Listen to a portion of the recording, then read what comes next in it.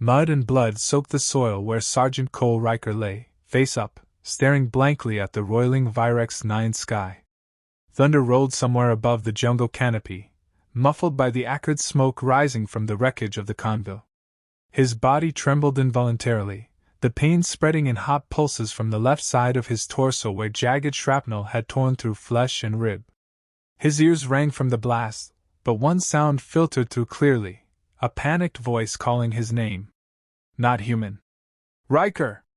Sergeant Riker, respond! The voice crackled, desperate, and heavily accented. Navari, he realized. The alien medic. She dropped beside him seconds later, breathing hard, eyes wide and shining with urgency.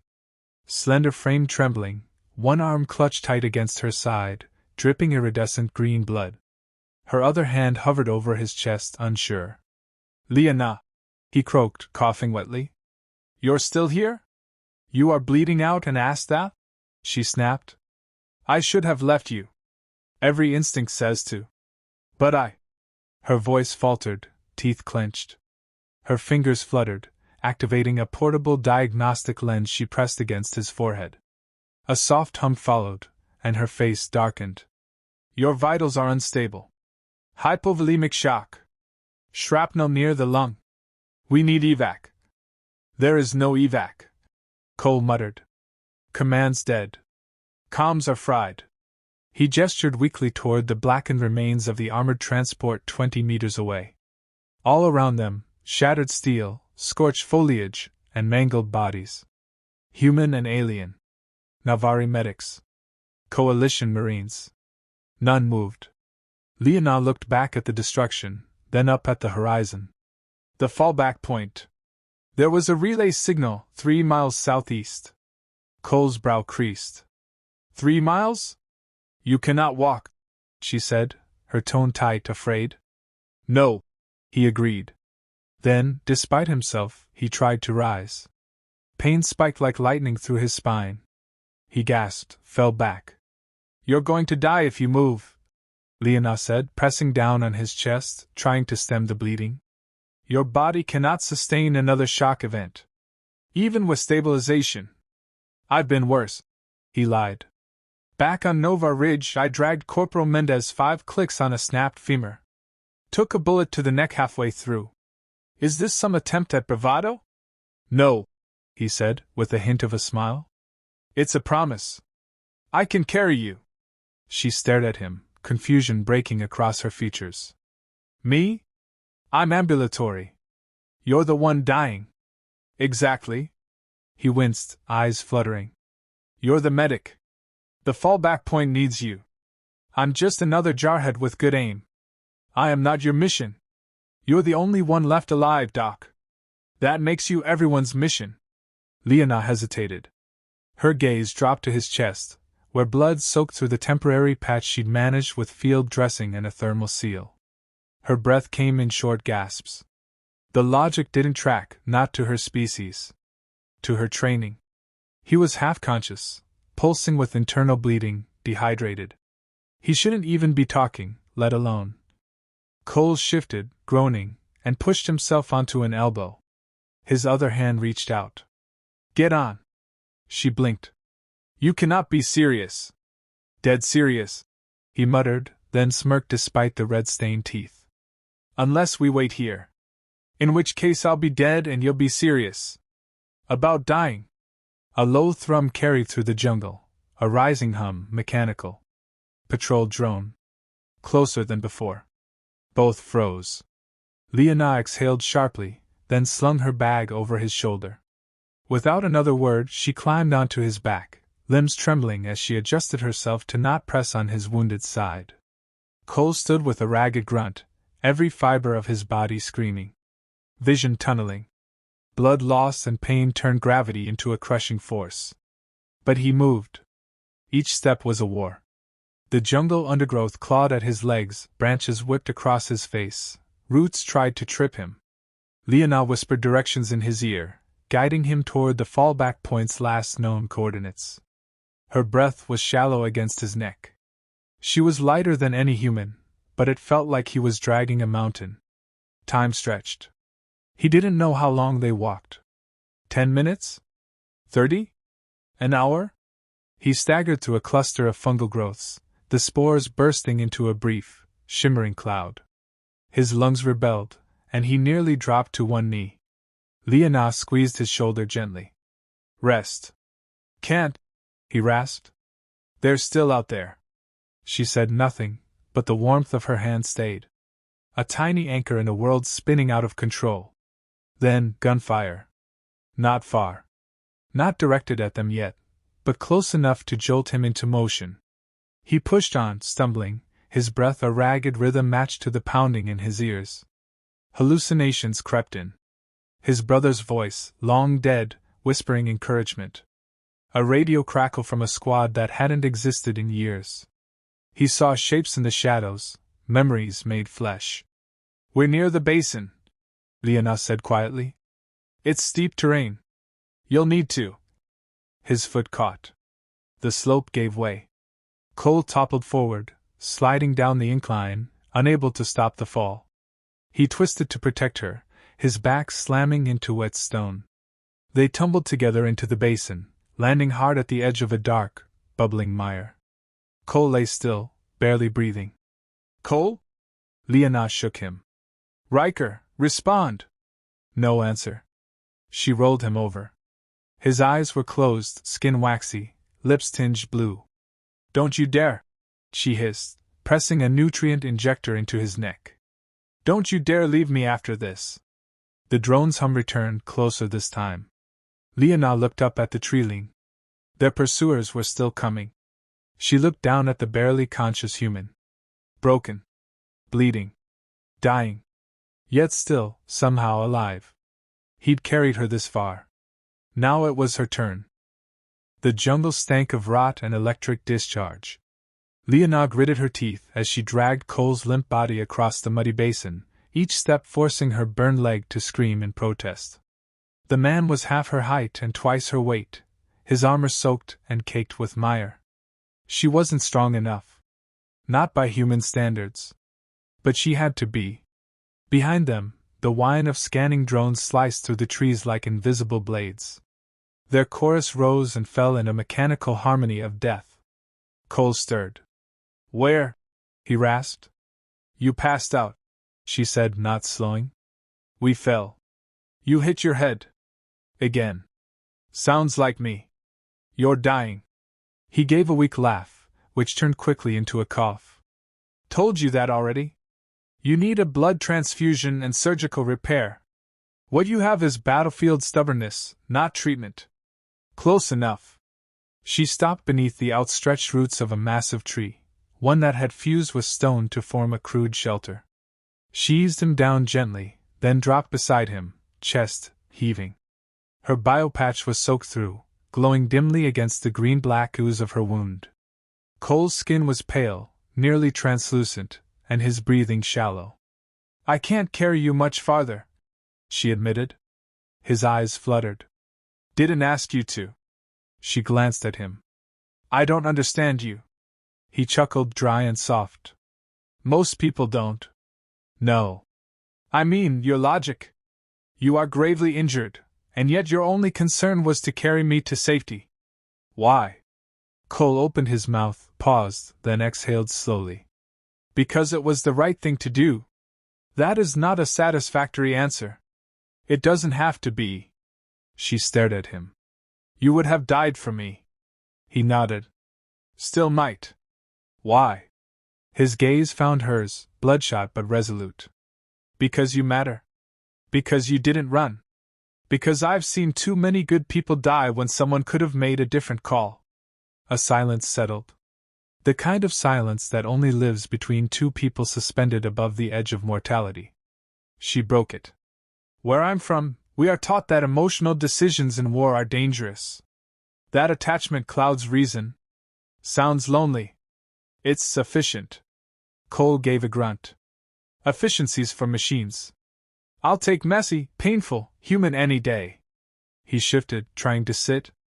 Liana moved to stop him, but he shook his head. Help me up. She obeyed without question this time, looping his arm around her shoulders.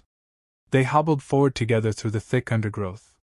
The sun, if it could be called that, bled dim orange light through the canopy, casting long, shifting shadows. The jungle was loud, too loud. Creatures chittered from branches. Something howled in the distance, something bigger than either of them. Hours passed, or maybe minutes. Time bled just like his wounds. At one point, Cole collapsed to his knees. Leonard tried to lift him, but he refused. Instead, he reached for a shard of broken armor plating and held it like a dagger. "What are you doing?" she asked. "Something's coming." She scanned the trees. "I see nothing. Doesn't matter. I can smell it." Then it came, fast, low, slithering through the brush. A serpentine predator, all teeth and chitin, lunged from the undergrowth. Leona screamed and raised her arms. Cole shoved her aside and rammed the shard upward, burying it deep in the creature's throat. It convulsed, shrieked, and fell still. Cole sagged, the burst of adrenaline already fading.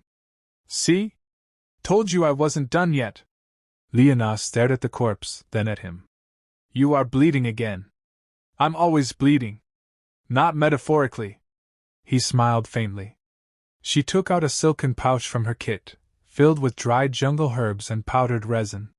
"This compound numbs pain and slows blood loss. It's Navari. Unstable in human biology." "Unstable?" "Could cause fever. Hallucinations. Organ failure. Sounds like my last relationship." She scowled. "Why do you joke when you are dying?" "Because it's either laugh or scream." She applied the paste anyway, layering it across his side. His breath hitched, but he didn't cry out. They moved again, slower now. She supported him more than he walked, but he never fully let go of his own weight. Each step was deliberate. A defiance. "We're close," she whispered. "One more ridge." "Then what?" "Then you live." He said nothing. Minutes later, they reached the edge of a ravine. A thin rope bridge stretched across, swaying in the wind. On the far side, distant lights flickered, blue and gold. Coalition strobes. They'd made it. Cole's knees buckled. Leona caught him, but only barely. "Riker! Give me a second." "You don't have one." He looked up at the bridge. Then back at her. "You first." "What?" "You weigh less. If it breaks, I don't want it snapping under both of us." She hesitated. "I'm not leaving you behind." He pressed something into her palm. A worn patch from his uniform, frayed at the edges, blood-stained. "Take it," he said. "Proof that we made it this far." "Cole! Go!" Torn between instinct and honor, she turned and crossed the bridge. Halfway across, the jungle behind Cole exploded in light and sound, metal paws slamming the earth. "Mechhounds!" Leona screamed. "Run!" Cole didn't run. He stood. Shaking, wheezing, eyes blazing. And he moved toward the bridge. Each step was war. But he didn't stop. She reached the other side and turned, just in time to see him stagger onto the planks. Laser sights danced across his chest. He didn't flinch. Then the drones began to fire. The first shot struck Cole high in the shoulder, spinning him halfway before he collapsed against the rope handrail. The second missed, searing past his ribs and burning through the bridge's support cord. The structure groaned under the stress, swinging dangerously as splinters snapped free and plummeted into the ravine below. Leona screamed his name and surged forward, but the planks beneath her feet wobbled violently. She dropped to her knees, crawling to avoid falling straight through the gaps. Cole didn't scream. He didn't even curse. He just gritted his teeth, braced his legs, and forced himself back to standing. Blood soaked his uniform, dark and heavy. The world tilted around him, and yet, impossibly, he began to move again, one foot in front of the other, dragging his useless left arm behind him like an afterthought. "Hold on!" Leona shouted, voice cracking. The mech hounds roared from the treeline. Metal claws clanged against rock. They were coming, fast and relentless. One leapt onto the end of the bridge behind Cole, its serrated limbs sinking into the wood. The bridge swayed harder. Leonard didn't think. She pulled the pulse pistol from her medkit, emergency use only, and fired. The bolt hit the hound square in the faceplate, staggering it just enough. Cole spun and kicked it off the bridge, the momentum nearly toppling him over the edge. The hound tumbled into the misty abyss, its screeching echoing into nothing. Cole stumbled the last few feet and collapsed into her arms as she caught him on the far side. Together they tumbled to the ground, entangled in pain, relief, and exhaustion. He tried to speak, but nothing came. She rolled him onto his back and activated her distress beacon, sending out a final burst of their location. "Stay awake," she whispered, placing her hands over his wound, applying pressure. "You made it, but you can't stop now." He blinked slowly, eyes unfocused. "Did we? We crossed. You got me here." He smiled faintly. "Then I did my job." "Your job is to live," she snapped. "That's the only thing I need from you now." His eyelids drooped. "Feels like sleep would be nice." "No," she said sharply, gripping his face with trembling hands. "You do not get to die after dragging me through hell. You hear me, Cole Riker? You do not leave me behind." A shadow moved overhead. Then another. Dropships. Coalition insignia flashed beneath the clouds as engines whined and searchlights cut through the canopy. They'd made it in time. Medics descended. Uniforms. Barked orders. Hands pulling her away. She fought them at first, shouting in Navari, in English, in anything that might keep them from losing him in the chaos. They didn't. He was lifted onto a stretcher. Tubes inserted. A bio-seal wrapped around his chest. She followed, never more than 2 steps behind. Inside the ship, she gripped the rail beside his cot and watched the monitors as his vitals fluctuated, too fast, too weak, too unpredictable. Yet still there. Still fighting. He lasted another hour before slipping into a coma. The doctor said it was a miracle he'd survived the trauma, let alone the blood loss. That most humans would have died a dozen times over by now. Leonard didn't reply. She just sat there, watching him breathe through machines, clutching his patch in her hand. 2 weeks passed. When he finally opened his eyes, the first thing he saw was her face, drawn, pale, but undeniably relieved. "You waited," he murmured. "I owed you that.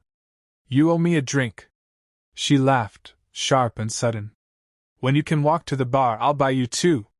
He smiled and closed his eyes again, this time without fear. News of what he did spread quickly. An unarmed human, body in shock, carrying an alien medic 3 miles through enemy territory, facing drones and predators and odds that bordered on suicidal. His story rippled through coalition ranks and beyond. Propaganda tried to spin it, command tried to bury it, but soldiers carried it like gospel. Months later, the war began to end, not with a grand surrender, but with a long, exhausted silence. Ceasefires held. Borders stabilized. Soldiers stopped dying, even if the ghosts stayed. Cole recovered slowly. He walked with a limp now and carried a scar across his ribs that never quite faded. But he lived. He and Leonard were assigned to the same unit again, this time a special division, Joint Species Medical Extraction. No longer just survivors. Now saviors together. One evening, on a different world, they sat under a twin sunset beside a battered medevac transport. She sipped her drink quietly. He leaned back against the hull, eyes half closed. "Still think emotional decisions are dangerous?" he asked. "I think," she said, "they are necessary." He smiled. They didn't speak for a while after that. Words weren't needed. Far off, a distress beacon began to pulse. Cole stood, slowly, joints stiff, body aching. 3 miles? She asked, rising beside him. He strapped on his gear. Easy.